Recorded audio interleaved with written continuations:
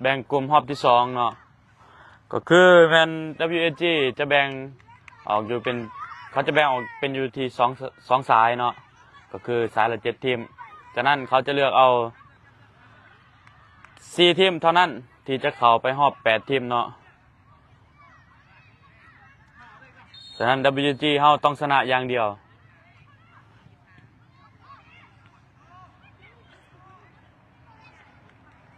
อากาศวันนี้มันต่างจากเมื่อวานเนาะเพราะว่าเริ่มมีฝนแล้วก็หนาวมาแล้วเจ้าเนาะถือว่าสภาพบรรยากาศมื้อนี้แมนเจ้าแมนแล้ว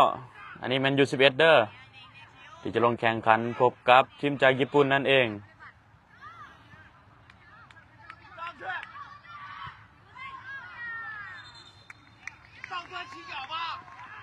มันไปยืนอยู่นั่นบ่ได้บ่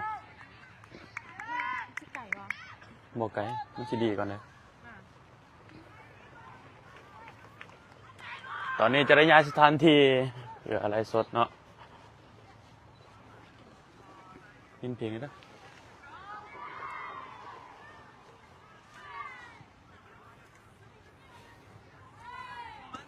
โอเคมีซีดีก่อน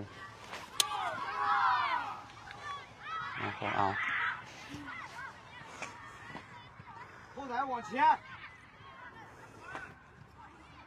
สวัสดีท่านผู้ชมที่เคารพทุกท่านอีกเทื่อนึงเนาะสำหรับตอนเช้าวันที่3ซึ่งตอนนี้แมน WAG กำลังจะลงแข่งขันซึ่งพบกับทีมจากญี่ปุ่นนั่นเองเป็นรอบแบ่งกลุ่มรอบที่2เนาะเขาจะแบ่งออกเป็น2 สายแล้วจะเลือกเอา4 ทีมเท่านั้นที่จะเข้าไปเตะรอบ8 ทีมเนาะในรอบนี้แมนเตะพบกันเบิดจะเตะเป็นเก็บแต้มเนาะลองจดนะโน้ตนะดิค่ะมึงก็แข่งลีก็ได้อ๋อจดไม่ต้องโอเค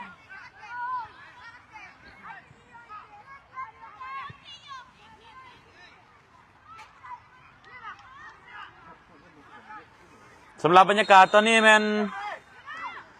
มีฝนเนาะแต่ว่าฝนตกหน่อยนึงบานได้เคลียร์ไปแล้วบานอยู่ที่เสื้อน้อยให้มาที่คิว5ยังทันอยู่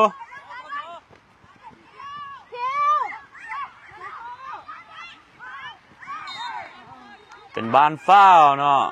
จากแดนกลางเนาะ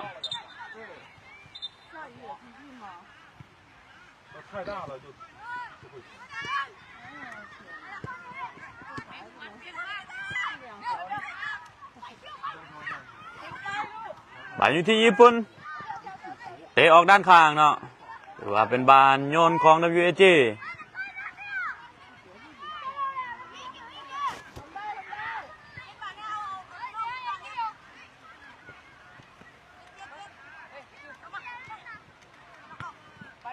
คิวโยนไปให้ที่เบลเกตไปที่เสือน้อย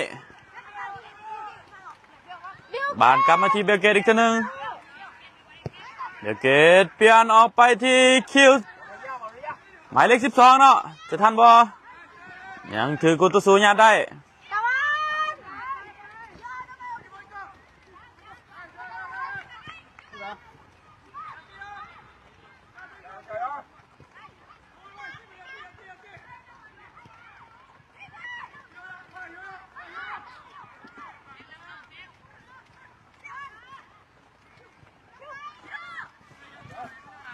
กลาง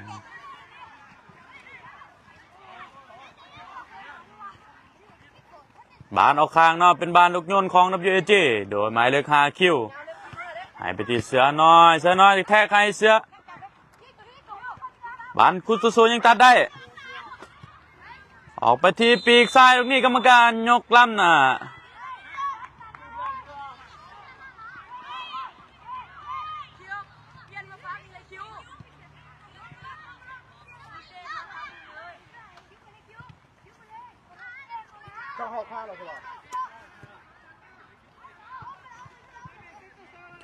บานให้ไปที่เอก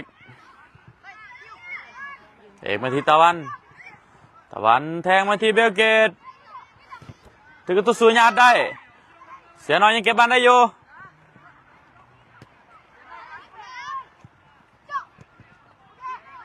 เป็นบอลโยนของญี่ปุ่นเนาะ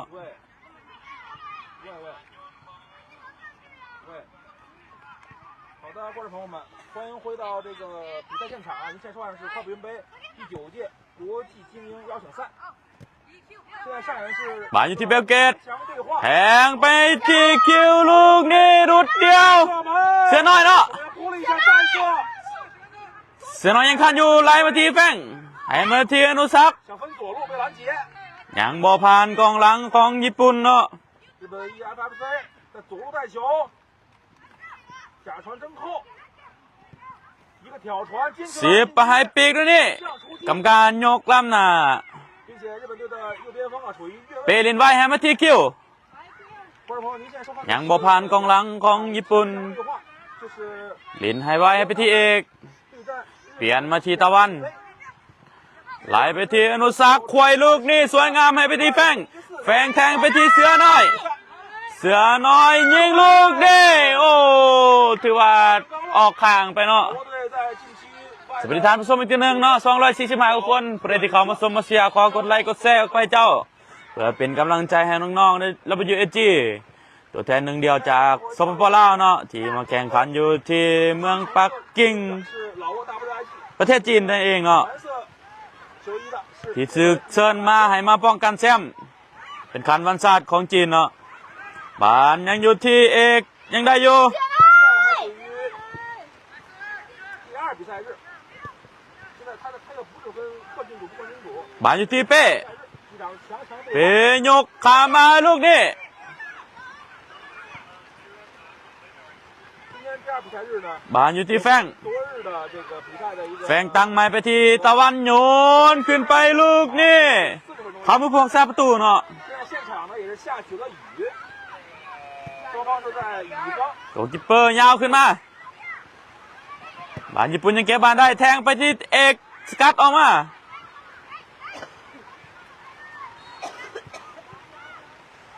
สวัสดีท่านผู้ชมอีกทีหนึงเนาะตอนนี้แมนสภาพบรรยากาศฝนตกเริ่มแห้งแล้วเนาะหรือว่า 18 องศาทั้งหนาวทั้งฝน 18 องศาเนาะทั้งมีฝนพร้อมทั้งหนาวพร้อมเนาะ 点球吧。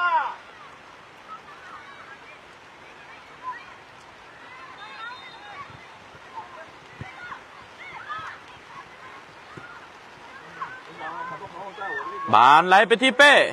เป้สาดเงาขึ้นมา 工作人员他们也在做地球直播，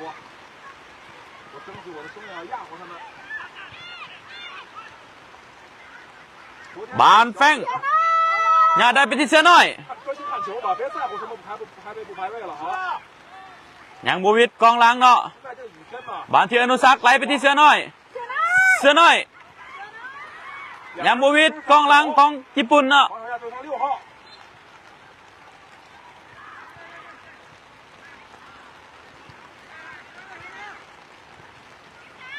บานไหลมาที่แบ็กซ้ายทันบอยังบอทันเนาะเป็นบานออกข้างบานโยนของ WSG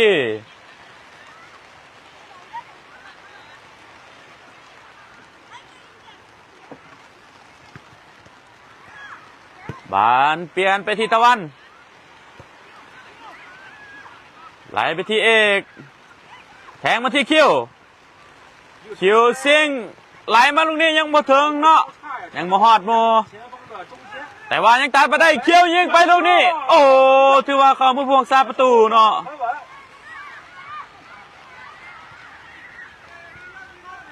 สภาพบรรยากาศฝนตกแบบนี้ถือว่าการต่อบานก็ยากๆเนาะ 一个青训机构的选拔， บานไปที่ตะวันบังออกข้าง 有点像咱国内的那个我看的那个 W4C 啊，性质差不多，也是咱们全日本最大的一个青训机构的。转身，哎呦！ บานอยู่ที่คิวลูกนี้ไหลให้ไปที่โอ้ยังบ่ถึงโมเนาะยังบ่ฮอดโมแฟงยิงไปตรงนี้ข้ามข้านเนาะคิวบนยิงเอง 有这个后场组织进攻。 บานบีบเลยตอนนี้อนุสักษ์ 他在连续带，对自己的脚下。 อนุสักษ์ยัดบานได้บ่ยังบ่ได้กรรมการเป็นเป้าให้เป็นบานฟาวล์เนาะ 后台是16号小松和熙。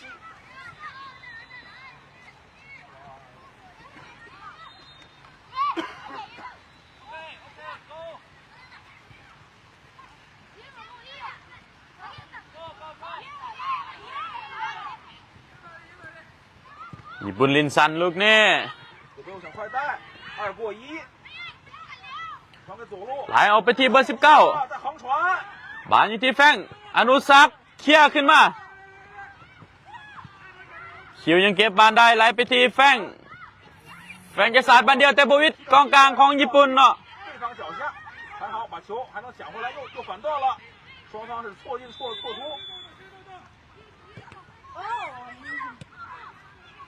大脚往前挑。 บานอยู่ที่กองหลังของญี่ปุ่น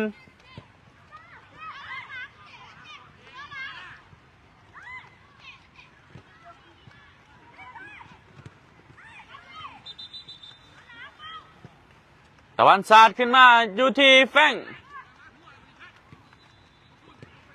บานอยู่ที่คิวรูดเดียวไปรีบอกว่าจะสามารถยิงได้บ่ยังถึกยังหอบยังสกัดบานได้เนาะ 在内切。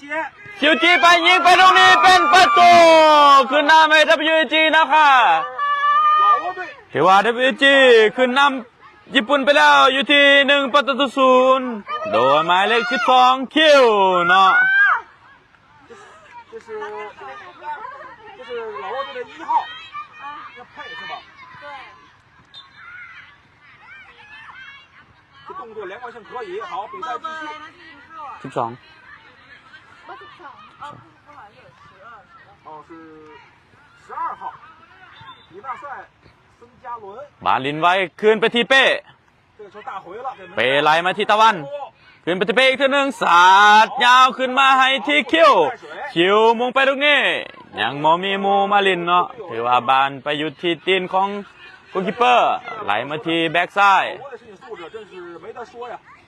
ยิงตัดได้บอลยังบ่ได้เนาะถึงเบอร์19ลากขึ้นไปลูกนี่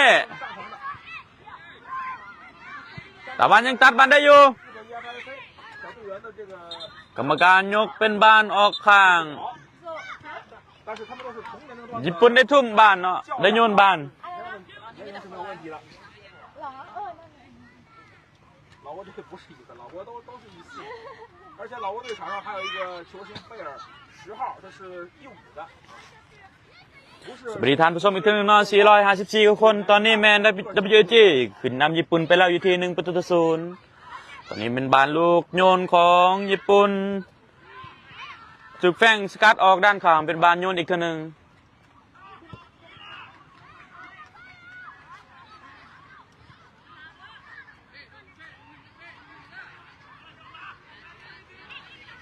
บานญี่ปุ่นโยนลินซันเธอคิวสกัดออกข้างอีกเนาะ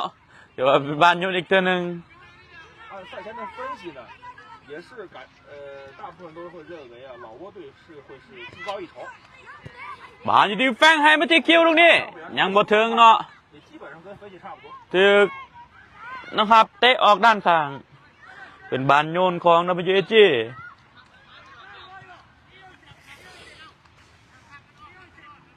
นักขับนี่ออกมาไก่อยู่เลยคันเขาขอมาได้เหนียวโอกาสได้หลายปกติจะต้องยืนให้ไก่สมอง แล้วแต่ขึ้นเป็นควาดโกนไปก็ได้ 是全线压上。 บานโยนมาเทียอนุสักษ์เคลียร์ขึ้นมาลูกนี้มาอยู่ที่คิวบางลินลูกนี้จะแทงให้มูบอแทงตัดหลังให้ไปที่คิวหาแต่ยังหมดทันถึงมูเนาะบานอยู่ที่คิวยิงเป็นวันนี้โอ้น่าเสียดายเนาะเจ้ายิงบ่เต็มตีนเนาะออกด้านข้างไป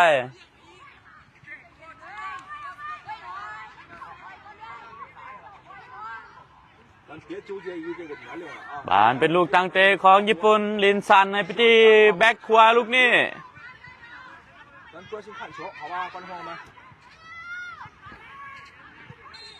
กรรมการมาเป็นบานฟาวล์前场的一个定位球。 แต่ว่าญี่ปุ่นนี่จะเล่นสันตลอดเนาะจะเน้นการต่อบานขึ้นไปเนาะบานถือคิวจิ้มเอาข้างเป็นบานลูกยนต์ของญี่ปุ่นอีกตัวหนึ่ง随着战况的越加深入，双方的身体接触会越来越多。走啊！加油！走！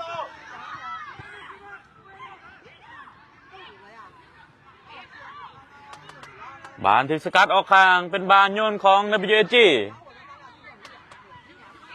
现在高位逼抢，现在让这个老挝队的球权呢，球啊也是很不好出，头球一点， บานคิวตัดได้ตรงนี้ 结果第二步啊， กรรมการมาเป็นบานฟาวล์เนาะ 球上 หรือว่า WAG ได้ลูกฟาวล์ลูกนี้ไหลมาที่เบลเกต 贝尔再交回到ซิง1-2กับคิว 贝尔前插了，贝尔没有传，还是交给左边锋，观察一下，没有带过去，2打2了。 一个斜长传，脚步 ยังบ่ผ่านแฟงเนาะแฟงยังเก็บบันไดให้ไปที่เสื้อน้อย ขึ้นไปที่เอกแทงลูกนี้ยังบูวิดแต่ยังเก็บบานได้อยู่ไหลมาที่แฟงขึ้นมาที่ตะวันยังเก็บบานได้อยู่ให้ไปที่เอก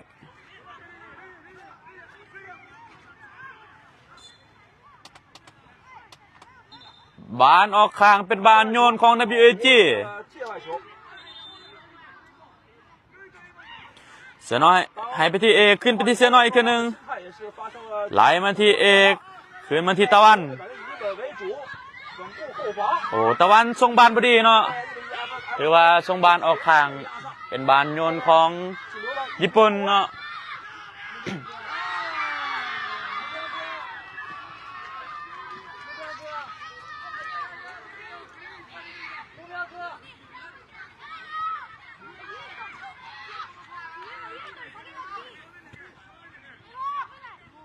เป็นบานโยนของญี่ปุ่นอีกตัวหนึ่ง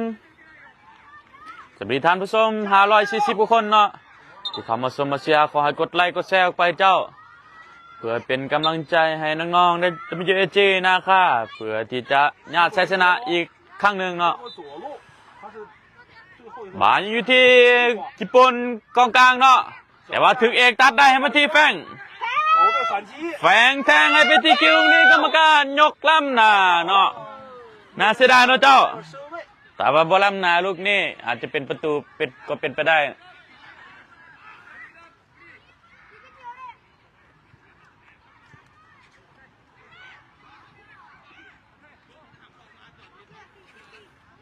บานในลูกตั้งเตะจากล้ำหน้า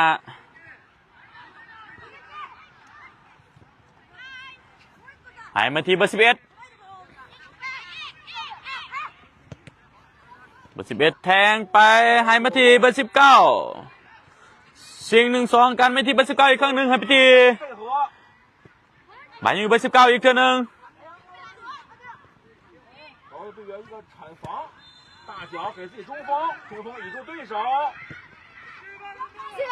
บานมาอยู่ที่เสือน้อยลูกนี่โอ้จับยาวเกินไปเนาะแต่ว่ากรรมการให้เป็นลูกเตะมุมของ WAG เนาะ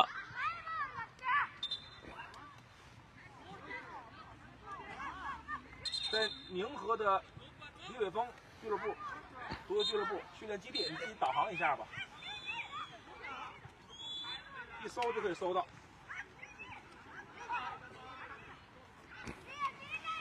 日本小孩不会演呀，这มาเบิ่งกันว่า WAG จะสามารถยิงประตูขึ้นนำอีกได้บ่อนุสักเปิดมาลูกนี่เข้ามือพวงสาประตูบานนะครับลินซันเอาไล่ไปที่เบอร์20เบอร์20โยนขึ้นไปที่กองหน้าแต่ถึงตะวันสกัดได้บานอยู่ที่แฟงลากไปลูกนี่จะขอดได้มูได้บ่ยังบ่ได้เปลี่ยนมาที่คิว5เปิดเข้าไปตรงนี้ถือเขียวมาเสือน้อยเก็บบานได้ให้ไปที่อนุสัก还是以贝尔为主。 บานที่แฝงไหลไปที่คิวฮา 打底了。 คิวฮาจะทันบอลคอนเข้าไปลูกนี้เสือน้อยยิงไปโอ้ยังติดเซฟเนาะถือว่า 挡出了底线。 นะครับยังซอยได้อยู่ 反应。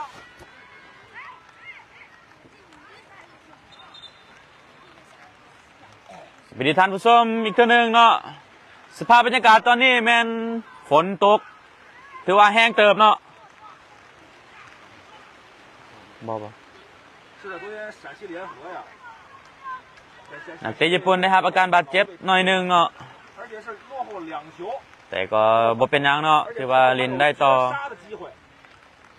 可谓是 ตอนนี้แมน 十分的出色呀。 WG ได้บานตั้งเตะอีกเท่านึง 是的，现场的语言 จากลูกเตะมุมเนาะ 大一些。后边这球拿来。 อนุสักษ์โยนเข้ามาลูกนี่ถึก 哎呦，这 โอ้ถึกหัวคิวเนาะแต่ว่า 真的棒啊！就像 ออกหลังไปเนาะเป็นบานตั้งเตะของญี่ปุ่นสวัสดีท่านผู้ชม687 คนเนาะที่เข้ามาชมมาเชียร์คอยกดไลค์กดแชร์ไปเจ้าเพื่อเป็นกำลังใจให้น้องๆ WG นะคะตัวแทนหนึ่งเดียวที่ถึกเซิร์นมาให้มาป้องกันแชมป์อยู่ที่ซอปเปอร์จีนเนาะเป็นขันวันชาติจีนนั่นเองบานถึกสกัดออกมายังอยู่ที่โกลคีปเปอร์ 现在您看到了这场球， ของญี่ปุ่นเนาะให้มาตีเบอร์11 老挝你跟这日本 EFFC อนุสักษ์ตัดมาได้ 双方，那包括日本队也是有机会的，并不是一边倒啊。而且现在从控球看的话，反倒是日本队也控球稍微多一些啊。各老挝队属于6-4开。 บานุสักดีดไปให้ที่คิวหมายเลข12ลูกนี้โอ้ถือว่ายังบ่ผ่านนะครับอยู่เนาะ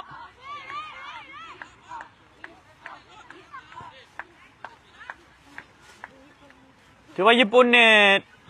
จะเน้นลินสันตลอดเนาะ 你看场现在他日本队的后防啊， บานอยู่ที่ตะวันศาสตร์ขึ้นไปตรงนี้เป็นบานออกคางไป 防守10倍的情况。 ถือว่าเป็นบานโยนของ 现在落后，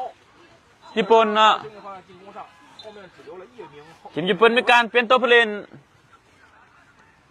อีกคนหนึ่งเนาะ 比赛的现场呢，就在天津市宁河区 บานโยนให้มาที่ 俱乐部训练基地。 เป็นบานออกคาง 搜就能搜到啊。 เป็นบานโยนของ WG เสือน้อยโยนให้ไปที่คิวไหลมาที่อนุสักษ์ลูกนี่โอ้ถือว่าความสามารถยังสุดยอดเนาะอนุสักษ์นี่ 这一个转球， กัปตันทีมของ WG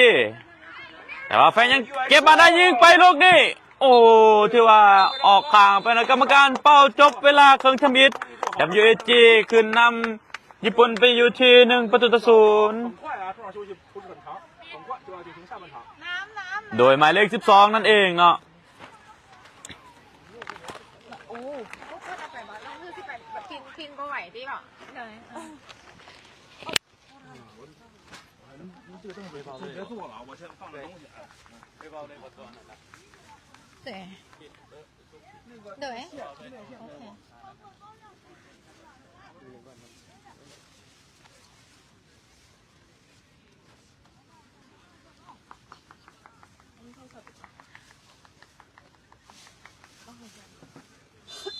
ผ่านไปกับการแข่งขันรอบแรกเนาะเจ้า WIG นะคะ รุ่น U11 ของพวกเรานำญี่ปุ่น Excellent FC ไป1-0 ถือว่าญี่ปุ่นก็เขาเจ้าแข่งหลายเนาะมื้อนี้ญี่ปุ่นกิน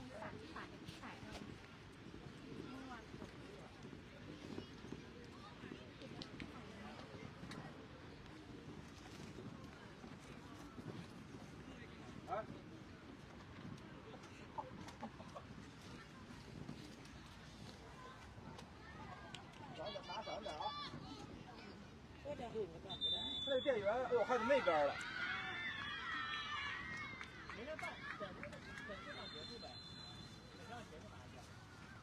又开始闪了。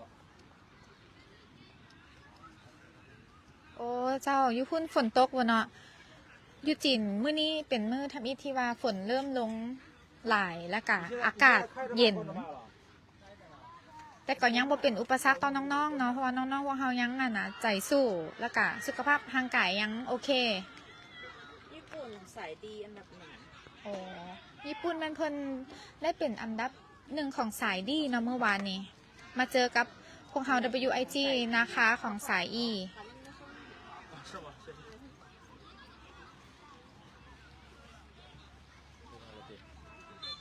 พักเครื่องบอ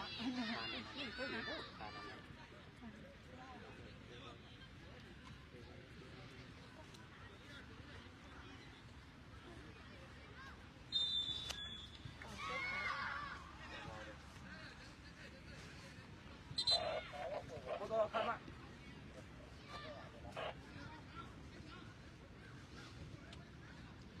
โดยขอบใจหลาย ๆสำหรับแห้งส้มแห้งเซียเนาะที่ว่าเข้ามาเบิง 欢迎回到比赛现场，现在您收看的是 น้อง 快步游杯第9届国际精英邀请赛第2比赛日，2014组的一场焦点战，是老挝 WIG 对战日本 EFFC U11。上半场呢是由老挝的12号率先攻破对方球门，目前比分呢是 จะสวัสดีท่านผู้ชมอีกท่านหนึ่งเนาะ500ทุกคนเนาะที่เขามาชมมาเชียร์ขอกดไลค์กดแชร์ไปเจ้า ตอนนี้แมนเกมกำลังจะเริ่มครึ่งเวลาที่2ซึ่ง WG พบกับญี่ปุ่นนั่นเองเนาะ 好的，现在裁判在看时间，马上开始。 ซึ่ง WG ขึ้นนำไปอยู่ที่1-0โดยหมายเลข12เนาะคิวมาลุ้นกันว่า WG จะสามารถยิงขึ้นนำอีกได้บ่เพื่อที่จะเก็บชัยชนะเก็บเอา3แต้มให้ได้เนาะบานญี่ปุ่นเชียร์หันไปที่เบอร์3ไปที่เบอร์11是日本队是从屏幕的左向右攻，老挝队是从右向左攻。 ไหลไปที่เบอร์19贝尔的一个假防，想来个马赛回旋被断。 บานอยู่ที่เอให้มาที่แฟงแฟงให้มาที่เสือน้อยเสือน้อยยกให้มาที่คิว 利用速度。 คิวหมายเลข12โอ้กรรมการว่าเป็นบานฟ้าวเนาะ 判判有犯规的动作，手上的有犯规的动作。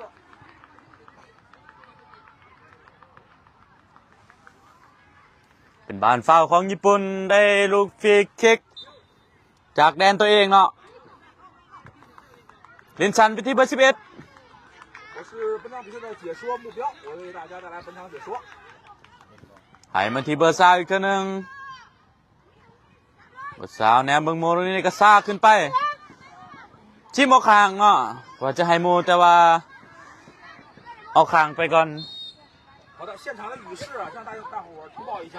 现场的雨势有点见小。 บานเสือน้อยให้ไปที่เอกมาที่เสือน้อยอีกทีนึงไหลไปที่ตะวัน 横传给这个中卫，交易后 ให้ 腰， ไปที่ 护是一脚คิวหา 球。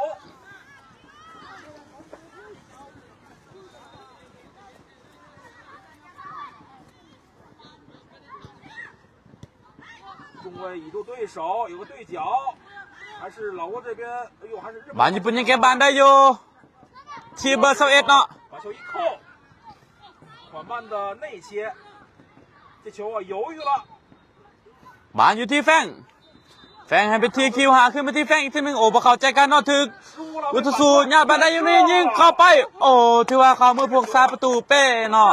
ถือว่าเป้ยังได้อยู่เป้จะบานให้มาที่เอกลินซันเนาะ 效果。 เอกแทงมาที่คิวหมายเลข12เปลี่ยนฟ้าไปที่คิวหารุ่ยท่านบ่ยังบ่ทันที่ว่าเป็นบานออกข้างเป็นบานยนต์ของญี่ปุ่น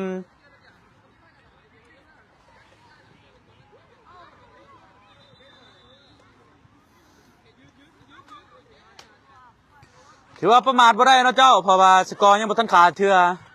หากก็นำญี่ปุ่นอยู่ที่1-0เท่านั้นถ้าจะให้ขาดแท้ๆก็ต้องยิงอีกอยู่ที่2หน่วยเนาะบานอยู่ที่เบอร์21แต่ว่าคิวยังสกัดบานได้ไหลมาที่เป้สาดยาวขึ้น 前场2打3。 มาลูกนี้หมายเลข14ของญี่ปุ่นยังเก็บบานได้อยู่ 身体， เสือน้อยจัดบานให้ไปที่คิว 想转身并不那么容易。 คิวไปที่แฟงดีดไปตรงนี้โอ้ยังบอวิดเนาะ 去就单刀了。 ถึงญี่ปุ่นยาได้อีกทีนึงไอ้มาที่เบอร์21กลับไปตั้งไม้ให้ไปที่เบอร์11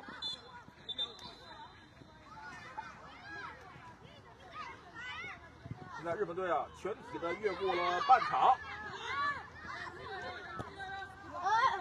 อยากได้ลูกนี้เขี้ยวไหลไปที่อนุสักบานลูกนี้บอลล้ำนาอนุสักลูกเดียว10ลูกนี้โอ้ถือว่าสวยงามเป็นประตูที่2ของ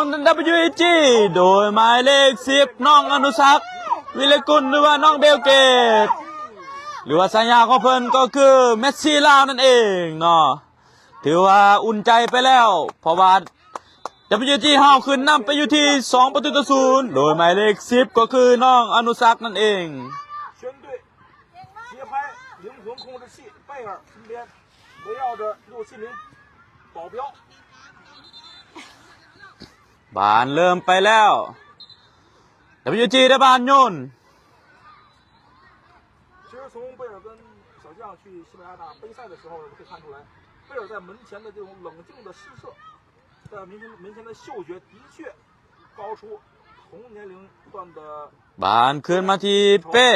ป้สาดยาวขึ้นให้มาที่คิวคิวยังเก็บบานได้คิวแนมมึงมูนี่ยกขามาที่แฟงลูกนี่ท่านบอกแฟงยังทันโอ้ถือว่าแปะเข้าไปอย่างสวยงามเนาะ WG ขึ้นนำไปอีกอยู่ที่3-0แฟงเหรอเสียป่ะเสื้อป่ะโมเมนต์แฟงเนาะโดยเสื้อน้อยเนาะหมายเลข6นั่นเองถือว่ายิงขึ้นให้ WG ขึ้นนำญี่ปุ่นไปอยู่ที่3-0บ้านญี่ปุ่นลินไปถือว่าอุ่นใจเนาะตอนนี้แมน WG ขึ้นนำไปแล้ว3-0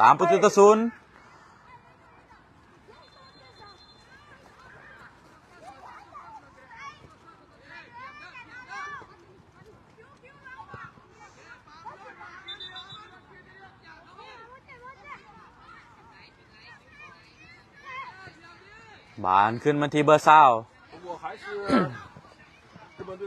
กรรมการว่ายังบานเป็นบานออกข้างเนาะแต่ว่า WG ได้บานโยน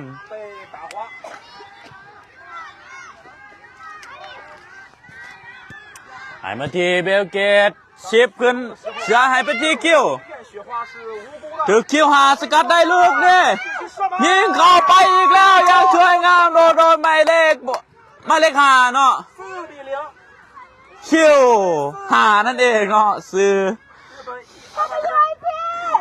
สวัสดีท่านผู้ชมอีกตัวหนึ่งเนาะตอนนี้แมน WG ขึ้นนำญี่ปุ่นไปแล้วอยู่ที่4-0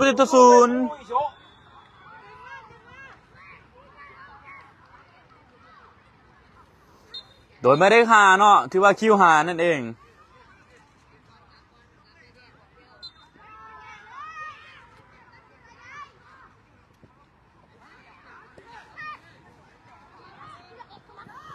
บ้านญี่ปุ่นลีนซันมาที่เบอร์20ถือว่าอุ่นใจแล้วเนาะเพราะว่าตอนนี้เขานำห่างไปอยู่ที่4-0แล้วบ้านอยู่ที่คิวอะไรไปที่อนุสักอีกบ้านหนึ่งอนุสักหลอกบ้านหนึ่งแต่ยังบอทันวิทย์กองล่างเนาะถือว่าเบอร์20ยังนำมาลินทันแต่ว่ายังสกัดบ้านได้ให้ไปที่คิวหมายเลข12กระซากไปลูกนี่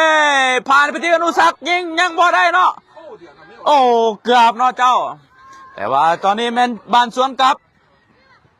ยังตั้งมาใหม่ให้มาที่เบอร์20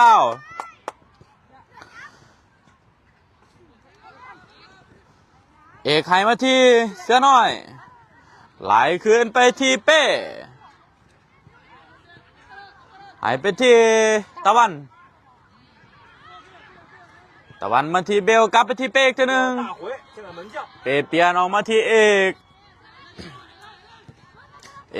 แทงให้มาที่คิวให้ไปแฟงโยกขาไม้เสือน้อยลูกนี้ทันบ่ยังทันอยู่เนาะให้มาที่คิว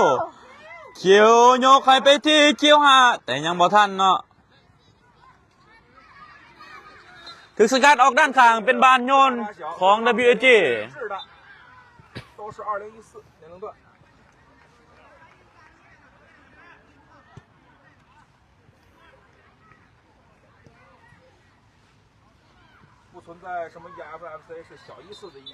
ญี่ปุ่นในการเป็นตัวผู้เล่นเนาะ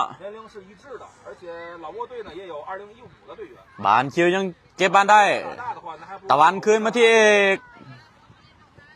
หายไปที่เสือน้อยตั้งกลับไปที่เอกวัดหนึ่งหายไปที่ตะวันแทงมาที่คิวลูกนี้พลิกได้บอหายมาที่แฟง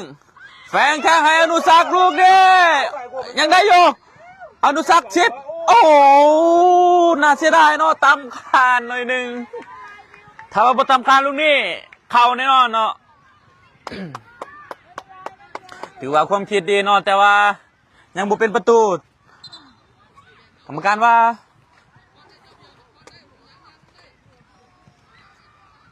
เริ่มใหม่เนาะ日本队门将传给左中卫，左中卫后场缓慢带球向前推进，老挝队选择中区防守，压的不是很ให้มาที่เบอร์14分边เบอร์17 7号， แทงให้ไปที่เบอร์21ลูกนี่ทึกเอกสกัดออกด้านข้างเป็นบานโยนของ 机警啊，13号 ญี่ปุ่นเนาะ还坎佩，เบลสู้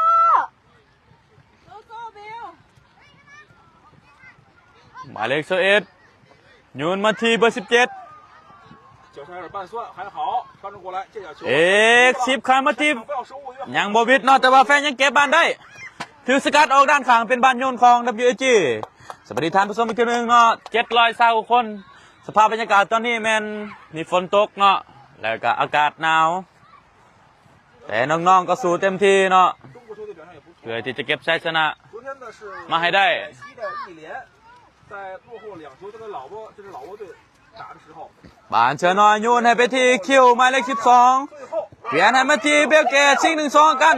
แทงให้ไปที่คิวหาแต่กรรมการยกเป็นล้ำหน้าก่อน 是越位了。 เกือบได้ประตูอีกเนาะแต่ว่าบานล้ำหน้าก่อน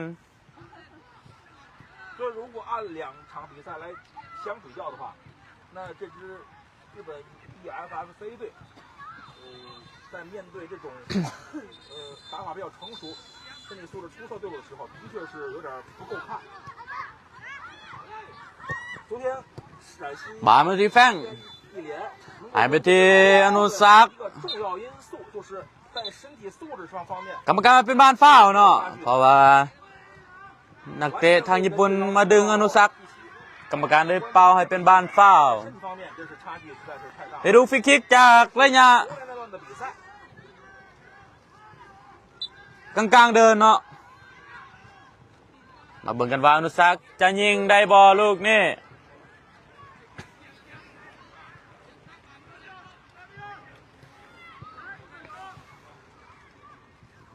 อนุสักยิงเข้าไปลูกนี่โอ้ที่ว่าออกข้างไปเนาะเป็นบานตั้งเตะของญี่ปุ่น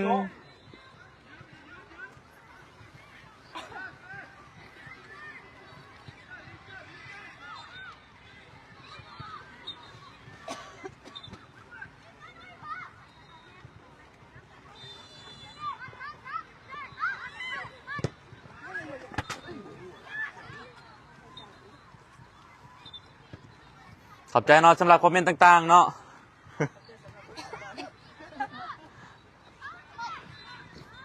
บานให้มาที่บานอยู่ที่ใบเล็กสวีท横向带球，最后一传呢，险些打透老挝队的防线。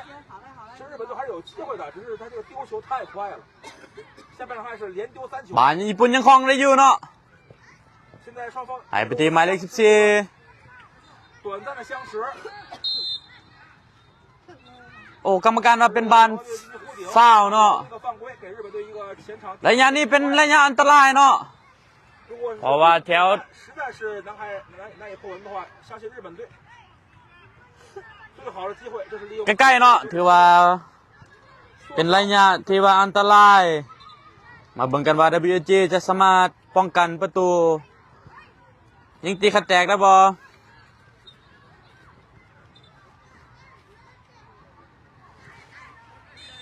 老挝队也是不敢怠慢的，排出了4人。 เป็นหมายเลข11เนาะเลข21เนาะ 右脚助射门。 ยิงไปตรงนี้สลับ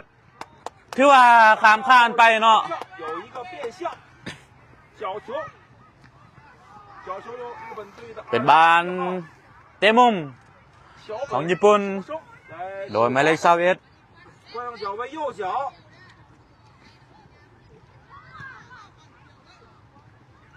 的，现场是有雨的。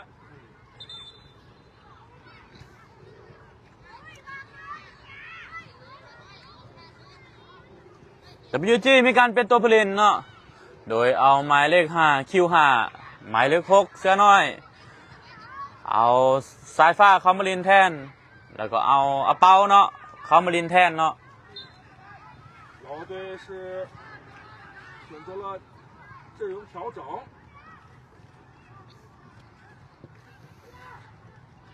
เปิดเข้ามาตรงนี้เป็นบานออกหลังไปเนาะบานเป็นลูกตั้งเตะของ WG เปลินชันให้ไปที่ตะวันโยนขึ้นมาให้ที่อาเปาบานลงได้ไหลมาที่แฟงขึ้นไปที่เอกอีกเท่านึงบานที่แฟงเปลี่ยนไปที่คิวให้มาที่สายฟ้าลูกนี้ท่านบอยังบอทันเนาะถือว่าบานออกหลังไปก่อน从这个进攻看呢，你可以看出来，老挝队小队员呢，对于这个斜长传的精度和脚法运用也是非常炉火纯青的，这是咱们大家都学习的。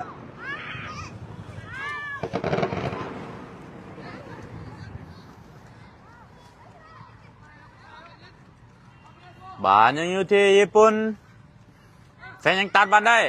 ให้มาที่เปาลูกนี่แทงมาที่สายฟ้าเนาะยังไม่ทันถึงเนาะ角度不是很好传，日本队反击，连过两人，第三道防线没过去。เปาให้มาที่สายฟ้าหมายเลข14ขึ้นไปที่เอกยกขึ้นมาลูกนี่แฟนยังตัดบานได้หายไปที่หมายเลข22คิวใส่ความไวลูกนี่หายมาที่อนุสักอนุสักยังจับบานไปได้เนาะบานอยู่ที่แฟงขึ้นมาที่อนุสักยิงไปลูกนี่โอ้ถือว่าเขามือพวงซาประตูเนาะ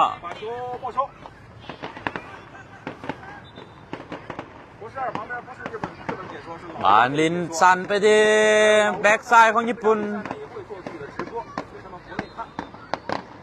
ตะวันยังตัดมาได้ให้ไปที่แฟงกระซากไปลูกนี่ยังผ่านอีกผู้หนึ่งแฟงยกขึ้นมาบ้านอยู่ที่อนุสักยิงไปลูกนี่เป็นประตูอีกแล้วถือว่า WG ขึ้นนำญี่ปุ่นไปอีก1ประตูเป็นประตูที่5เนาะ0-5，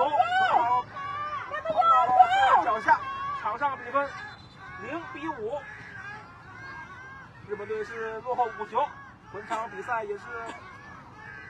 等于说是被对面的老挝队啊是打花了。那么剩下来的时间，日本队能不能打入？บาลินสันมาที่เบอร์13ให้ไปที่เบอร์11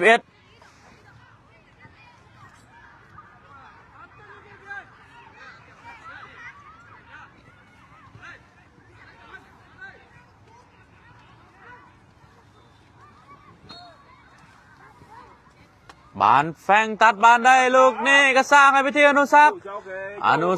โยกลูกนี้ยังได้บออนุสักยังเก็บบานได้อยู่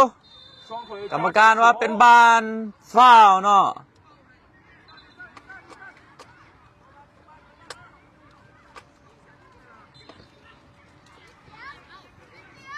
ให้มาที่เบอร์17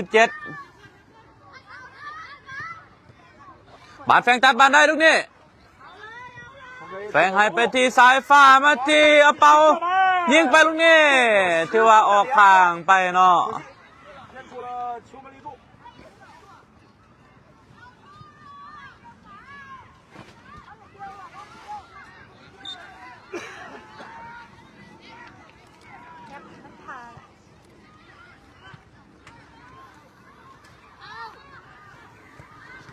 บานแฟงยังตัดบานได้ยังโมผ่านกองหลังของญี่ปุ่นเนาะแต่ว่าคิวยังตัดไปได้มาที่เบอร์14สายฟ้ายกเราลูกนี้สวยงามเนาะสายฟ้าตบข้างในแต่ยังโมผ่านคู่ต่อสู้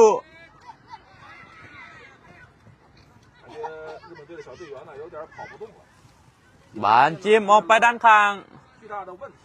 เป็นบานโยนของ WG 的对战下，也是出现体力不济的。 บานมาที่อนุสักยังบ่ทันฮอดอนุสักเนาะ 生龙活虎， บานอยู่ที่แฟง 放在左路， ไหลมาที่สายไฟลูกนี้ทันบ่ 还好追回来了没有出，回敲，观察一下再给外围，打得很长。 บานขึ้นมาที่แฟง 给中路的贝尔后脚跟 อนุสักควายลูกนี้ยังบ่ทันถึงหมู่เนาะ 影会上方面有点问题，慢了半拍。 บานอยู่ที่ญี่ปุ่น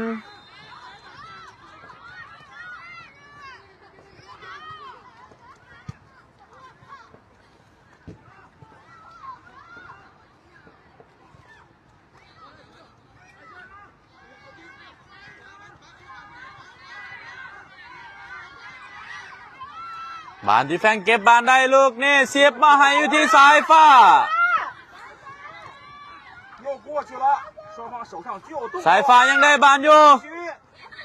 门将出击又 เอานะครับคุมบ่ได้เนาะ 在脱手啊，外围。 แต่บานหมายเลข13ยัง 日本队 เอาบานขึ้นมาให้เบอร์14แทงมาให้หมายเลข21ลูกนี่คืนให้ไปทีเป้โอ้ควัน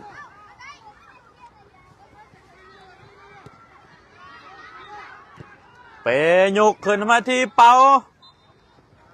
还是交给左路12号 บานอยู่ที่เป่าลูกนี่ซิง1-2กับคิว 左路。 คิวยังไปได้อยู่ 日本队的后卫跟不上啊？倒三角。 คิวไหลไปลูกนี่เอาเป่ายิงเข้าไปอย่างสวยงามเนาะถือว่าเอาเป่าเป็นลูกคำอิดเนาะของเอาเป่าที่ว่ายิงได้เนาะถือว่าตอนนี้แมน WG คือนำญี่ปุ่นไปอยู่ที่6-0เนาะ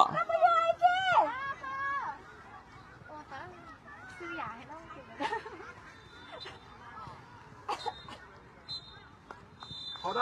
กรรมการได้เป่าจบเวลาไปแล้วถือว่า WG เก็บ3 แต้มมาได้เนาะโดยชนะญี่ปุ่นไปอยู่ที่3-0นั่นเอง6-0นะเจ้าขอโทษขอไป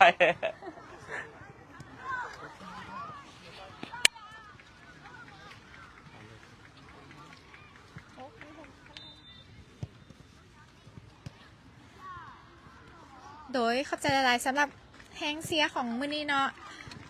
สภาพอากาศแบบว่าตอนนี้ทั้งบ่แม่นแต่ฝนบ่แม่นแต่หนาวแหละเพราะว่า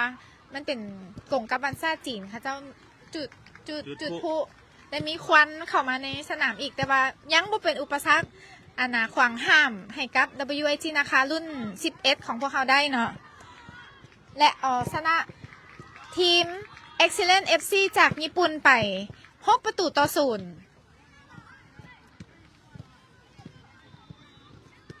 พวกเขาเอาชนะมาได้หรือมาอยู่จุดนี้ได้กันย้อนFC บทุกคนเนาะที่ว่าติดตามทางพี่น้องชาวลาวทั่วประเทศ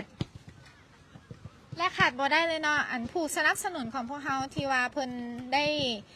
ให้การช่วยเหลือพวกเขาโดยตลอดมา นั่นก็คือทานวันสมวิริวงศ์เจ้าของห้านท่าดำไวน์เฮาส์และเพิ่นได้กล่าวไว้กับพวกเฮาไว้ว่าเนาะว่าถ้าครั้งนี้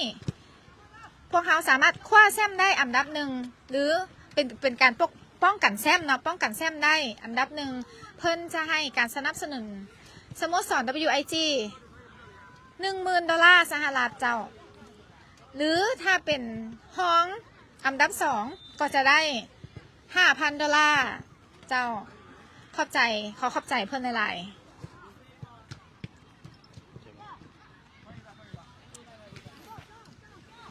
เจ้าเนาะแต่ขอบใจอีกเทื่อนึงก็คือขอบใจทานเจ้าของและทานห้องเจ้าของเนาะที่เพิ่นและพร้อมด้วยภาครัฐต่างๆทุกภาคส่วนเนาะที่เพิ่นช่วยเหลือทางด้านเอกสารต่างๆเนาะบอกว่าจะเป็นการช่วยเหลือต่างๆเนาะเพิ่นก็อำนวยความสะดวกให้บอกว่าจะเป็นขอบใจทางด้านเดินด้านสร้างเนาะที่เพิ่นช่วยเหลือทางด้านเพิ่นให้ความสะดวกให้แก่น้องๆได้ฝึกแอบซ่อมบ้านเนาะขอบใจเสื้อผ้าไมเว่เนาะที่มอบเสื้อผ้างามให้พวกเราได้มาแข่งขันในรายการนี้ โดยเจ้า แล้วก็อันนะตารางเวลาของพวกเราตอนนี้ยังอยู่ในอันนั้นอยู่เนาะยังบ่ได้อันนะมีการเคลื่อนย้ายอันนะนัดที่2ของพวกเราแมนเวลาจีนแมนกงกับ9:50 นาทีเนาะจะเป็นเวลาลาวแมน8:50จะหน่อยพวกเรามาพบกันอีกเทื่อนึงเนาะเจ้าถ้าชมและก็ติดตามผลงานของพวกน้องไปพร้อมๆกันเจ้า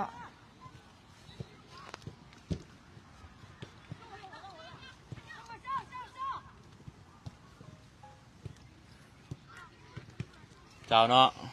แต่ขอบใจอีกครั้งหนึ่งเนาะขอบใจแฟนบอลทุกท่านเนาะขอบใจแฟนบอลทุกๆคน FC ทุกๆคนเนาะที่เป็นกำลังใจให้น้องๆ WAG นะคะของพวกเราสู่จนฮอดถึงมื้อนี้เนาะแล้วก็ขอบใจอีกผู้หนึ่งที่ขาดไม่ได้ก็คือขอบใจฐานเวียงไสวิทยากุลเนาะที่เพิ่นได้ทุ่มเททุกสิ่งทุกอย่างบ่ว่าจะเป็นเงินคำกำแก้วของเพิ่นทั้งเรือทั้งแห้งของเพิ่นเนาะเพื่อที่จะสร้างสาพัฒนาน้องๆ WAG หรือว่าน้องๆเยาวชนลาวนั่นเองเนาะเพื่อให้ก้าวเข้าสู่ทีมชาติเนาะเพื่อที่จะรับใช้ชาตินั่นเองเนาะฉะนั้นอย่าลืมเนาะเขาจะมีอีกเกมหนึ่งที่จะแข่งอีกเนาะสำหรับยูเก้าแมนจะได้แจ้งตามตารางอีกเทื่อนึงเนาะเดี๋ยวเขาจะแจ้งทางเพจเด้อเจ้า9:50เป็น8:50อยู่พุ่นยู11ที่นะ อ๋ออยู่9บ่อยู่9ยังไม่ได้ออกส่วนยูเก้าตารางยังบ่ทันออกเนาะออกแต่ยู11นั่นเองเนาะ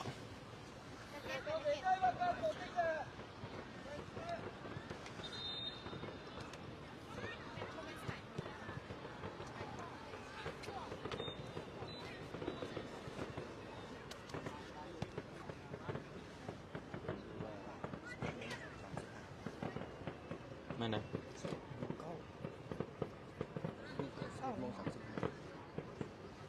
ยูเก้า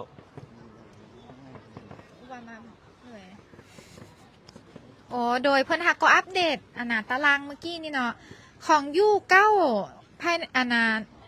มื้อนี้แม่นนั่นน่ะเวลาจีน 12:35 นาทีเป็นเวลาลาวของเฮาแม่น 11:35 นาทีเจ้าสัมภาษณ์พอบันนึงบ่เจ้าเนาะสวัสดีเขาจะได้สัมภาษณ์ทานประธานเวียงไสเนาะผมจะได้กล่าวหน่อยนึง哦，那个没你这儿了，我那个线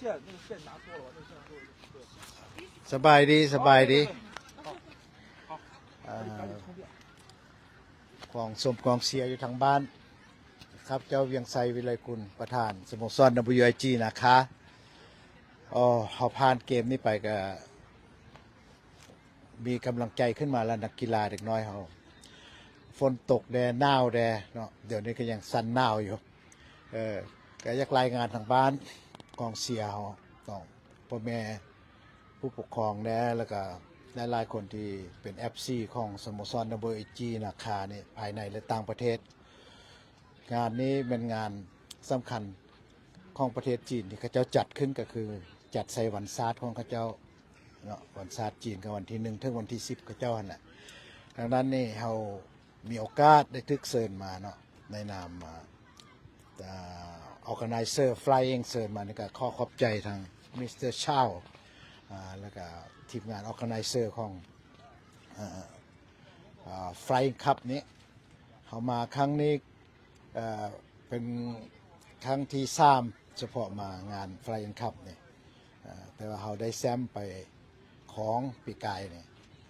นั้นเทื่อนี้เขามาปกป้องแซมดังนั้น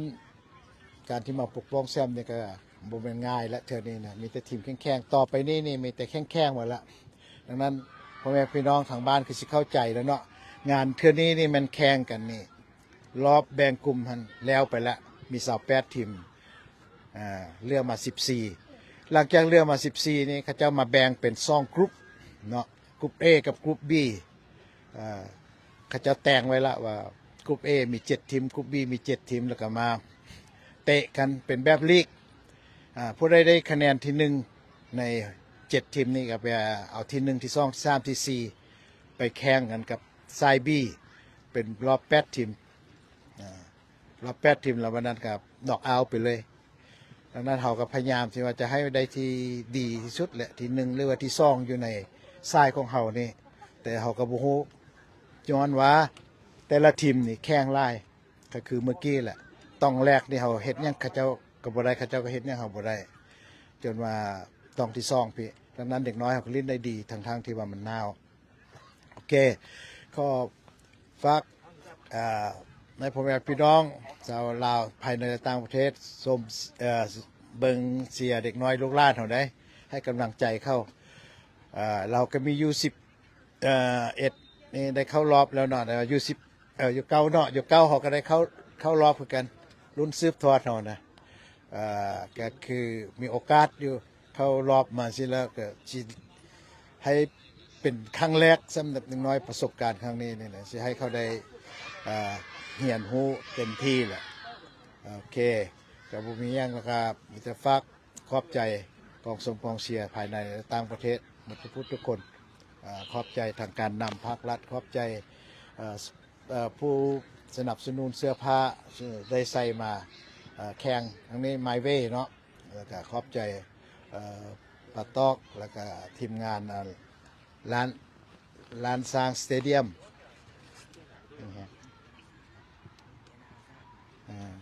แล้วก็สำคัญที่สุดก็ขอบใจของเรียนนานาศาสตร์เกียรติศักดิ์ที่ให้ถึงการศึกษาเด็กน้อยนักกีฬาเขาเพิ่นก็สิให้ต่อไปอีกแหละสนับสนุนแล้วก็ได้ให้เด็กน้อยเขาได้ค่าโรงเรียนมาเนาะแล้วก็โรงเรียนทุกโรงเรียนที่ได้ให้อนุญาตเด็กน้อยได้ค่าโรงเรียนมาแข่งครั้งนี้ก็ขอบใจทางภาครัฐอีกเทื่อนึงเนาะให้ความสะดวกสบายขอบใจ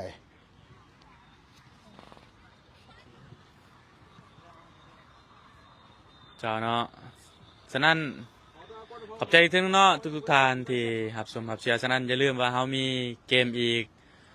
ในเวลา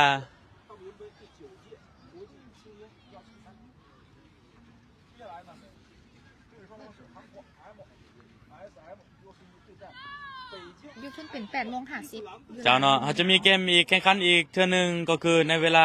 8:50ของบ้านเฮาเนาะแต่ว่าอยู่นี่เป็นเวลา9:50ฉะนั้นอย่าลืมเนาะเฮามีการแข่งขันอีกเทื่อนึงครับขอให้ทุกท่านส่งแรงใจแรงเชียร์มาให้น้องๆเนาะฉะนั้นตอนนี้ข้าพเจ้าจะขอจบไลฟ์ไปก่อนขอกล่าวคำว่าสบายดี